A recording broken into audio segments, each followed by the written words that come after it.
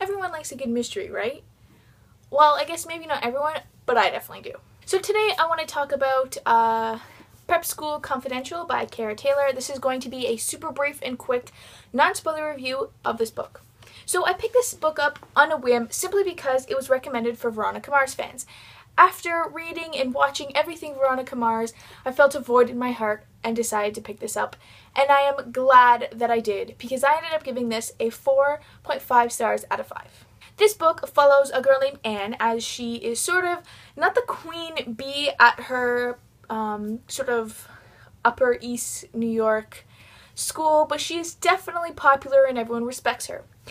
After accidentally setting afire part of her school, she is expelled and her dad gets her into a very prestigious boarding school in Boston, Massachusetts. She's obviously super depressed and annoyed that she has to leave all her friends and everything back in New York, but when she gets to her new prep school, she is immediately paired with a roommate, Isabella, and they hit it off almost immediately. Although a week later, her body is found in the woods and it's a murder. The rest of the book, you follow Anne as she tries to figure out what happened to Isabella, if there's any actual foul play, and revealing secrets about the actual school. Now, what I loved most about this book was the writing style. Kara Taylor's writing style is super light, fun, and direct, and it allows you to immediately immerse yourself into this world.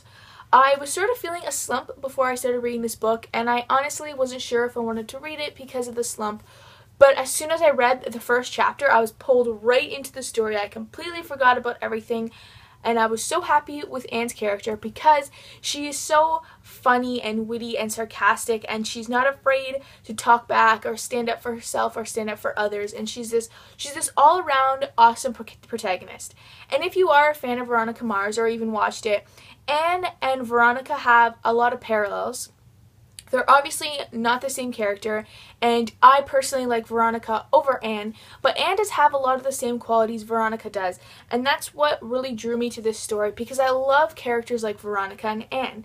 They're not shy, and they're not easily pushed back or pushed around by people, and that's fantastic. I love stories that feature a protagonist like that. This book kept me guessing until literally the reveal of the killer. I had no idea who I thought it was. I kept swinging back from one suspect to another, and there's multiple layers to this mystery. It isn't just a murder. And Anne isn't just focused on the mystery and the murder. She's also focused on her life, her personal life. There is sort of a love triangle in this book, and it does remind me of the love triangle in Veronica Mars, where the love triangle isn't a prominent feature of the show and it's not constantly throwing it in your face that there's a love triangle, but it is there, and I did find myself liking one guy over the other. But either way, the love triangle isn't overbearing. It's not at all, it's very minor. It's maybe, I would say, about 50 pages if you add all the moments together.